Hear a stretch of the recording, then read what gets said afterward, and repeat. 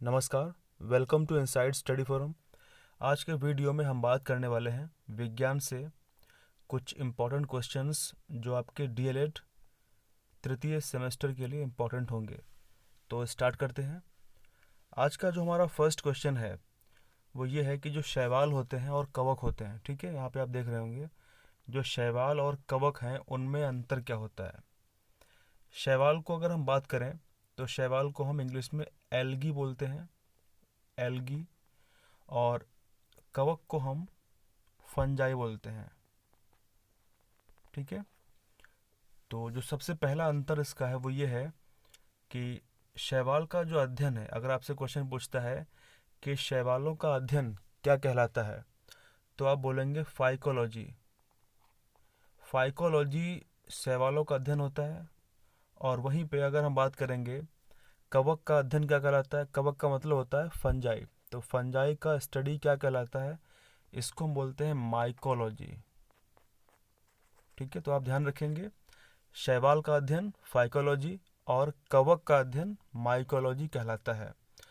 दूसरी बात करें अगर हम, तो शैवाल जो होते हैं, शैवाल हरे हो सकते हैं, शैवाल लाल हो सकते हैं, नीले हो सकते हैं, बैगनी हो सकते हैं। लेकिन जो कवक है वो नीला, हरा, लाल नहीं हो सकता है, क्योंकि उनके अंदर जो नीले, हरे, लाल, पीले रंग उत्पन्न करने वाले वर्णक होते हैं वो नहीं पाए जाते हैं, ठीक है। जैसा अगर मैं आपसे बोलूं कि आपने यदि कोई कवक कभी देखा होगा तो वो कभी भी रंगीन नहीं होता है, ठीक है, यानी उसके अंदर वो वर्णक नहीं होते हैं जो रंग उत्पन्न करते हैं। मोस्टली अगर हम बात करें, अगर मैं एग्जांपल लेता हूँ, आपने अगर मशरूम कभी देखा होगा तो मशरूम क्या है, मशरूम एक खाने वाला कवक है, ठीक है, जिसको हम खाते हैं। तो मशरूम कैसा होता है, मशरूम वाइट होता है, यानी कोई भी कलर नहीं होता है, ठीक है। तो सिंपली अगर हम बात करें, अगर हम बात करते हैं कि जो हरे शैवाल होते हैं, सपोज़ आपके घर के आसपास जहाँ पे नल होगा, जहाँ पे पानी बहता रहता होगा, वहाँ पे आसपास विशेष ग्रीन कलर की काई जमी रहती होगी, ठीक है, काई। यही काई जो है वो शैवाल है। इसका मतलब क्या है कि शैवाल वहाँ पे उगते हैं जहाँ पे नमी होती है, जहाँ पे पानी होता है। तो अच्छा, इनके पास अगर ये हरे हैं तो इनके पास में कोई ना कोई तो वर्णक होगा, तो इनके पास होता है क्लोरोफिल, ठीक है, इनके पास होता है क्लोरोफिल। तो शैवाल के पास में क्लोरोफिल पाई जाती है। और क्लोरोफिल एक ऐसा मॉलिक्यूल है, एक ऐसा मॉलिक्यूल है जो फोटोसिंथेसिस करने में हेल्प करता है। इसका मतलब क्या है, जैसा आप जानते होंगे कि जितने भी प्लांट हमारे पास में हैं, हमारे आसपास हमारे वातावरण में हैं, वो सारे प्लांट्स कैसे हैं, मोस्टली उनमें ग्रीन पत्तियां आती हैं, हरे पत्तियां आती हैं। तो ऐसे प्लांट जिनमें हरी पत्तियां होती हैं या कोई अदर है, तो जैसा हम जानते हैं कि प्लांट कैसे होते हैं, स्वपोषी की परपोषी। पौधे जो होते हैं वो स्वपोषी होते हैं। इसका मतलब क्या है कि उनकी पत्तियों में एक विशेष चीज़ पाई जाती है जिस वजह से वो अपना भोजन स्वयं पकाते रहते हैं सूर्य के प्रकाश की उपस्थिति में। लेकिन वो चीज़ पौधों के अलावा और कहीं नहीं पाई जाती है। इसका मतलब कवक में वो चीज़ नहीं पाई जाएगी। तो वो चीज़ क्या है, वो है क्लोरोफिल, ठीक है, वो क्लोरोफिल है। क्लोरोफिल शैवाल में तथा पौधों में पाई जाती है, जिसकी वजह से वो सूर्य की प्रकाश की उपस्थिति में भोजन पकाते हैं, लेकिन कवक ऐसा नहीं कर पाते हैं, ठीक है। तो एक डिफरेंस ये हो गया। दूसरी बात करें तो एक डिफरेंस ये हो गया है, जैसा भी हमने देखा था कि जो शैवाल होते हैं वो ऑटोट्रॉपिक होते हैं। क्या होते हैं, ऑटोट्रॉपिक। इसका मतलब होता है स्वपोषी होते हैं। और जो कवक हैं वो कैसे होते हैं, वो परपोषी होते हैं, ठीक है। अब इसका मतलब ये है स्वपोषी परपोषी का, जैसा अगर हम इसको समझें व्यवहारिक तरीके से, मान लीजिए अगर मैं बात करूं आप में से और पौधों में, ठीक है। पौधे जो होते हैं, जो पौधे होते हैं, प्लांट्स, वो किसी के ऊपर डिपेंड नहीं होते हैं। मतलब अपने भोजन के लिए वो किसी दूसरी चीज़ के ऊपर डिपेंड नहीं करते हैं। लेकिन जो एनिमल हैं, यानी प्लांट्स के अलावा जो भी जितने भी जीव हैं, वो किसी न किसी जीव के ऊपर डिपेंड करते हैं, ठीक है। जैसे मान लीजिए प्लांट क्या करते हैं, जब सूर्य का प्रकाश निकलता है और वातावरण में CO2 होती है, तो करते क्या हैं वो एटमॉस्फेयर से CO2 लेते हैं और ज़मीन से पानी H2O यूज़ करते हैं, और उनकी पत्ती में एक विशेष पिगमेंट होता है, वर्णक होता है, जिसको हम बोलते हैं क्लोरोफिल। उसकी प्रेजेंस में सूर्य जो सनलाइट होती है, सनलाइट को क्लोरोफिल एब्जॉर्ब कर लेती है, और फिर वो केमिकल रिएक्शन के थ्रू इसका भोजन बनता है। और भोजन में बनता क्या है? भोजन में बनता है कार्बोहाइड्रेट। तो प्लांट्स में कार्बोहाइड्रेट एज ए फूड बनता है, और एक गैस निकलती है, वो है ऑक्सीजन। तो जब भी पौधे खाना पकाते हैं, तो खाना पकाते समय वो O2 को रिलीज़ करते हैं एटमॉस्फेयर में, और इस वजह से हमारे वायुमंडल में जो O2 की मात्रा है, O2 मतलब ऑक्सीजन की जो मात्रा है, वो लगातार बरकरार है। ठीक है, तो ये है। तो इसका मतलब कि स्वपोषी वे जीव होते हैं जो अपना भोजन स्वयं पकाते हैं, किसी अदर के ऊपर डिपेंड नहीं रहते हैं। लेकिन वही बात करें अगर हम कवक की, तो कवक के साथ साथ जितने और सारे जीव हैं वो सब परपोषी में आते हैं। ठीक है, जैसे हम अगर बात करें इंसान, इंसान परपोषी में आते हैं। ठीक है, इंसान हो गया, या फिर जानवर अगर हम बात करें, गाय, गाय भी कैसी है? परपोषी है। गाय घास खाती है। ठीक है, तो गाय घास के ऊपर डिपेंड है। अगर हम बात करें शेर की, चीता की, तो वो किसी न किसी जानवर के ऊपर डिपेंड करता है। तो वो सब स्वपोषी हैं। तो स्वपोषी वे जंतु होते हैं, वे जीव होते हैं जो किसी दूसरे जीव के ऊपर डिपेंड रहते हैं। ठीक है, उनको हम बोलते हैं परपोषी। तो एक तो ये हो गया। दूसरी बात ये है, कवक में खास बात ये होती है, कवक जो होते हैं वो मृतपोषी भी होते हैं। क्या होते हैं? मृतपोषी भी होते हैं। अब मृतपोषी को हम बोलते हैं इंग्लिश में सैप्रोफाइट। इसका मतलब यह है कि कवक वहाँ भी उग जाते हैं जहाँ पे सड़ा गला कोई पदार्थ पड़ा हुआ है। जैसे मान लीजिए अगर कोई डेड बॉडी पड़ी हुई है, तो उस सड़ी गली डेड बॉडी पर भी कवक उग आता है। ठीक है, तो इसको हम बोलते हैं मृतपोषी, यानी मरे हुए जीव के ऊपर पोषण लेकर के उगना। ठीक है, दूसरी बात यह है, इसको हम बोल सकते हैं परजीवी। एक प्रकार से परजीवी भी होते हैं ये। ठीक है, तो शैवाल ऐसा नहीं करते हैं। अच्छा, इसके अलावा अगर हम बात करें, जो शैवाल होते हैं, ठीक है, कुछ शैवालों का उपयोग हम खाने में करते हैं। खासकर जापान के जो कंट्रीज़, खासकर जो जापान है या फिर अदर कोस्टल कंट्रीज़ हैं। कोस्टल का मतलब क्या होता है? तटीय। जितने भी तटीय देश हैं, वो उनमें शैवाल का उपयोग खाने के लिए किया जाता है। कुछ शैवाल का उपयोग हमारे एग्रीकल्चर में होता है। ठीक है, और कुछ शैवालों से हम जेली प्राप्त करते हैं। वहीं अगर हम बात करें कवक की, तो कवक जो है वो, कुछ कवक हम खाते भी हैं, लेकिन कुछ कवक ऐसे होते हैं जो हमारे शरीर में विभिन्न प्रकार के रोग उत्पन्न कर सकते हैं, या फिर किसी न किसी पौधों में विभिन्न प्रकार के रोग उत्पन्न करते हैं। ठीक है, तो ये हो गया। इसके अतिरिक्त अगर हम बात करें, तो जो शैवाल होते हैं उनकी जो सेल वॉल होती है, ठीक है, वो पॉलीसेकेराइड की बनी होती है। यानी अगर हम मोटा मोटा समझें तो वो बनी होती है सेलुलोज की। लेकिन वहीं अगर हम बात करें कवक की, जो कोशिका भित्ति होती है वो बनी होती है काइटिन की। एक विशेष कंपोनेंट होता है काइटिन। तो कवक की कोशिका भित्ति काइटिन की बनी होती है। इसके अगर हम अतिरिक्त बात करें, ठीक है, तो शैवाल जो होते हैं वो पानी या फिर नमी भरे इलाकों में पाए जाते हैं। ठीक है, और ये बेसिकली जीवित स्थानों में होते हैं। ठीक है, ये जीवित रहते हैं, मतलब ऐसे स्थानों में ये पाए जाते हैं, वहाँ पे ये जीवित रहते हैं। ठीक है, लेकिन जो कवक हैं ये परजीवी के रूप में किसी पौधे या फिर मृतपोषी जीव के रूप में किसी मरे जानवर या कूड़ा कूड़ा करकट पर भी ये उगाते हैं। ठीक है। अच्छा, एक चीज़ यहाँ पे और है जो काफ़ी इंपॉर्टेंट बात है, वो ये है कि शैवाल के अंदर जो फूड स्टोर है वो किस फॉर्म में स्टोर रहता है? वो स्टार्च के अंदर स्टोर रहता है। और जो कवक है इसके अंदर जो फूड स्टोर रहता है वो ग्लाइकोजन के में स्टोर रहता है। ठीक है, आप ध्यान रखेंगे, ग्लाइकोजन ग्लाइकोजन में स्टोर रहता है। अच्छा, ग्लाइकोजन की अगर हम बात करें, हमारे शरीर के अंदर भी जो एक्स्ट्रा ग्लूकोज होता है, ठीक है, हमारे शरीर में जो एक्स्ट्रा ग्लूकोज होता है वो ग्लाइकोजन के रूप में स्टोर हो जाता है। कहाँ पे होता है? लीवर में होता है, या फिर हमारी मसल्स में होता है, मांसपेशियों में हो जाता है। अगर वो एक्स्ट्रा ग्लूकोज ग्लाइकोजन के रूप में हमारे लीवर में या मांसपेशियों में एकत्रित ना हो तो फिर हमारे बॉडी में ग्लूकोज की मात्रा बढ़ जाती है, और यही रीज़न है डायबिटीज़ का। ठीक है, चलिए, तो हमने इस क्वेश्चन को समझ लिया। तो आई होप कि अगर क्वेश्चन आएगा तो आप इसका आंसर कर लेंगे। तो मैं यहाँ से आपसे क्वेश्चन पूछता हूँ होमवर्क में। आप बताइए, नीले हरे शैवाल, नीले एवं हरे जो शैवाल होते हैं वो क्या हैं? तो आई होप कि आप इस क्वेश्चन का आंसर कमेंट में ज़रूर करेंगे, क्योंकि यह आपके एग्ज़ाम के लिए भी इम्पोर्टेंट है। दूसरा क्वेश्चन यहाँ पे है, कवक क्या है? व्हाट इज़ कवक? तो अगर आपसे क्वेश्चन एग्ज़ाम में बहुत ही सिंपल आ जाता है, बहुत ही छोटा क्वेश्चन, कवक क्या है, ठीक है। अब देखिए, कवक को हम इंग्लिश में फंजाई बोलते हैं, तो अगर वहाँ पे कवक के स्थान पर फंजाई लिखा हुआ है तब भी आप उसको कवक समझेंगे, फंजाई समझेंगे, ठीक है।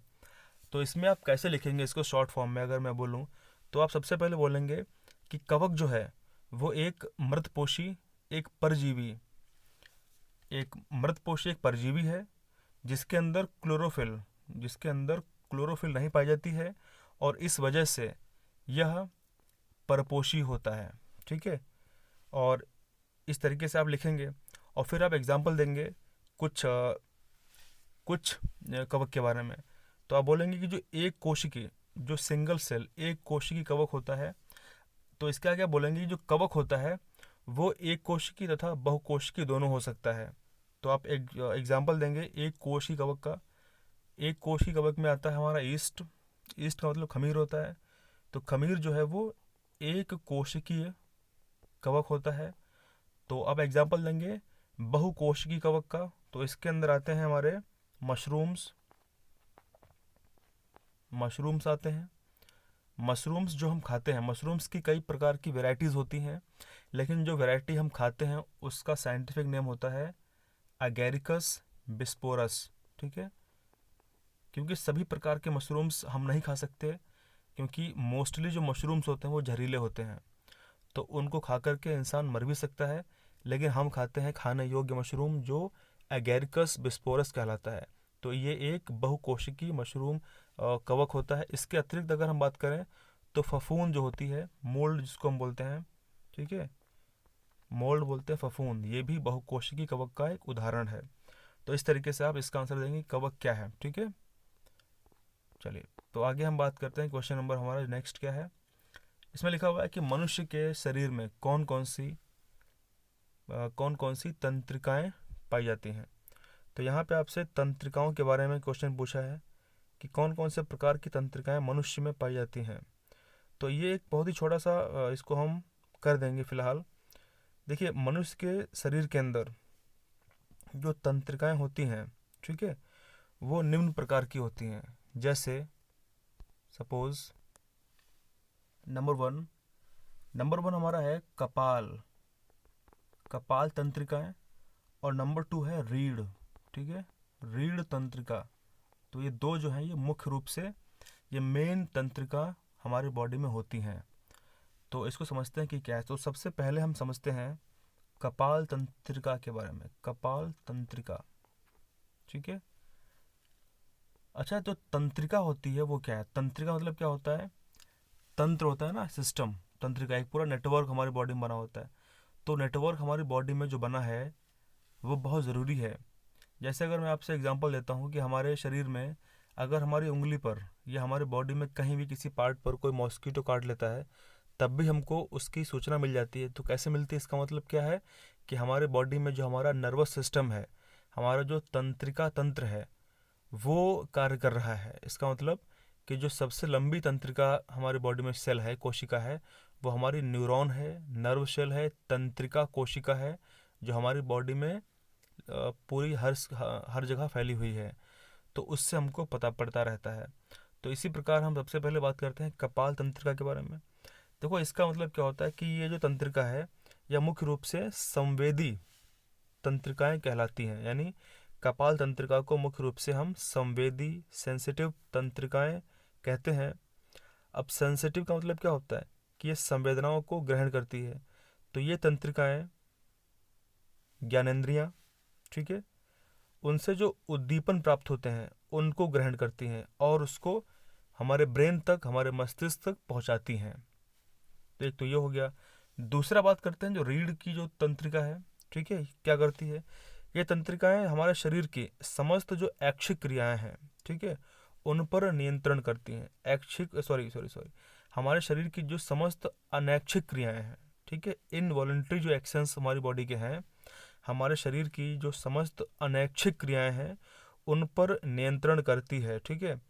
और इन तंत्रिकाओं का जो जाल है वो आंतरिक अंग तथा त्वचा में फैला रहता है, ठीक है। इन सभी तंत्रिकाओं का जो नेटवर्क है वो हमारे आंतरिक अंगों में तथा त्वचा में फैला रहता है। जैसे हमारे बॉडी में दो प्रकार की पेशियां होती हैं, कौन कौन सी? एक होती है ऐच्छिक पेशियां, एक होती है अनैच्छिक पेशियां।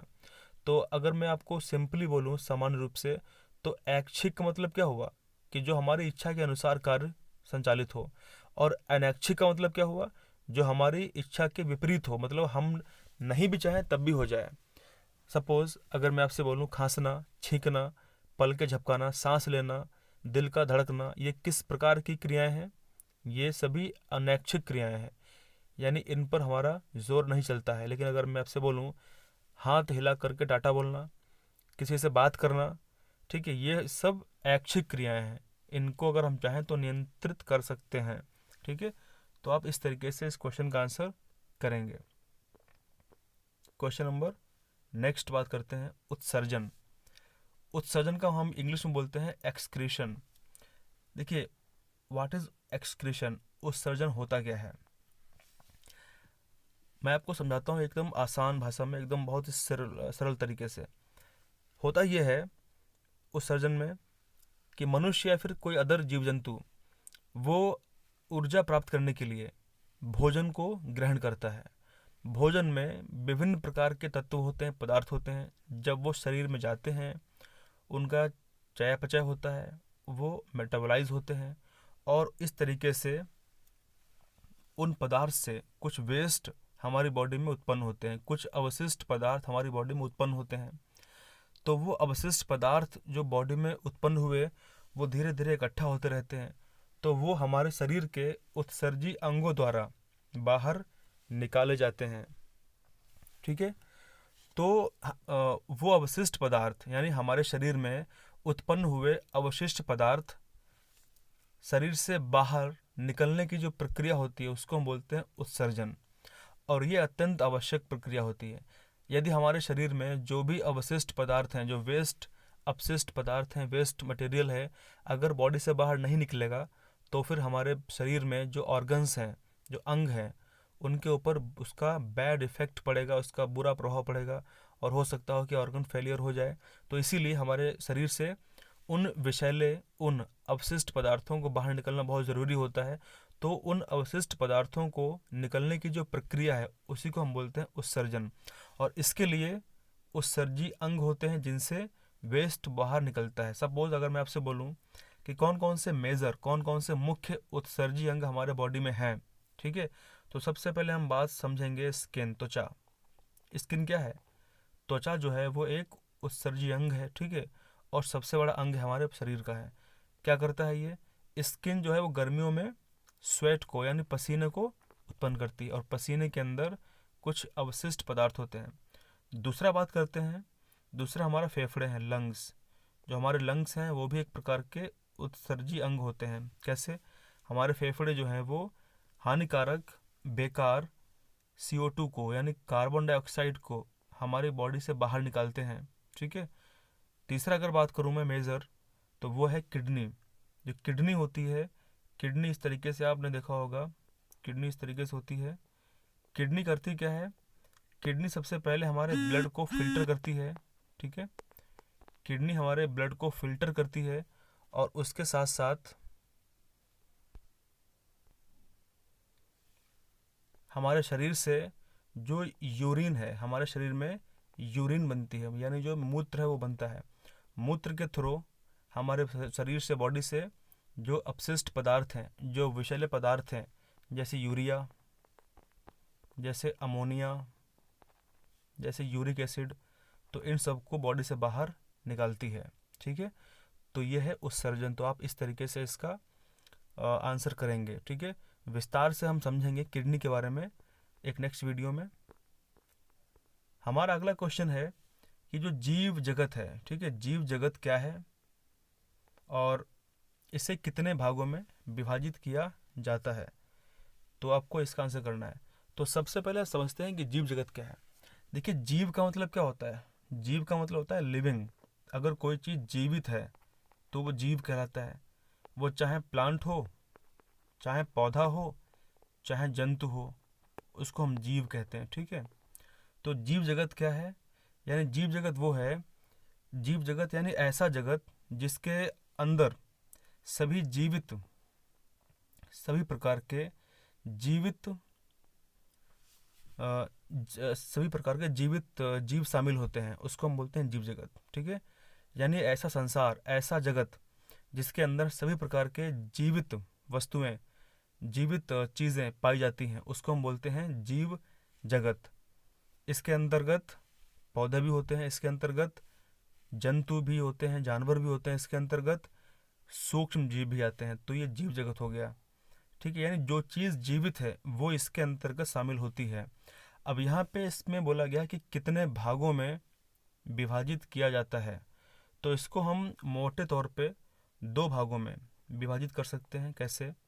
एक तो इस तरीके से कि एक कोशिकीय, ठीक है, एक कोशिकीय जीव और दूसरे बहुकोशिकीय जीव, ठीक है। यानी कुछ ऐसे जीव होते हैं जिनमें सिर्फ एक कोशिका होती है, उनको हम एक कोशिकीय जीव कहते हैं। और कुछ ऐसे जीव होते हैं जो मल्टी सेल से बने होते हैं, यानी बहुकोशिका से बने होते हैं, उनको हम बहुकोशिकीय जीव बोलते हैं। सपोज एग्जांपल अगर मैं लेता हूँ, तो एक कोशिकीय जीव की अगर बात करूँ मैं, तो एक कोशिकीय जीव वर्ग के अंतर्गत जो आते हैं, ऐसे जीव आते हैं जिनका शरीर जो होता है वो एक कोशिका से बना होता है। जैसे सपोज आपके हाथों में, आपकी मोबाइल डिस्प्ले पर जो आप देख रहे हैं, इस पर भी न जाने कितने प्रकार के एक कोश के जीव पाए जाते होंगे, ठीक है। और मज़े की बात यह है कि जिस मोबाइल डिस्प्ले पे हम रात दिन उंगलियां फेरते रहते हैं, और जिस मोबाइल डिस्प्ले पे आप लोग इस वीडियो को देख रहे होंगे, उसकी डिस्प्ले पे हमारा जो वॉशरूम होता है, उसकी जो टॉयलेट सीट होती है, उससे 3 गुना ज़्यादा बैक्टीरिया हमारे मोबाइल की स्क्रीन पे पाए जाते हैं, ठीक है। तो बड़ा ये एक विचित्र बात है। तो इसका मतलब क्या है कि इसके अंतर्गत बैक्टीरिया हो, या फिर ईस्ट हो, या फिर अमोनिया हो, या फिर पैरामीशियम हो, या फिर क्लेमाइडोमोनास हो, तो इस प्रकार के एक कोश के जीव शामिल होते हैं किसके अंतर्गत? एक कोशिकीय जीवों के अंतर्गत। ये कुछ एग्जाम्पल थे। कौन कौन से एग्जाम्पल थे एक कोश के जीवों के? ठीक है, सबसे बड़ी बात यह है कि एक कोश की, मैं आपको फिर से इसको रिवाइज कराता हूँ। एक कोश के जीव वे जीव होते हैं जिनका शरीर एक कोशिका का बना होता है, जैसे जीवाणु, ईस्ट हो गया, अमीबा हो गया, पैरामीशियम हो गया, या फिर क्लेमाइडोमोनास हो गया। तो ये सभी एक कोशिकीय जीव के उदाहरण हैं।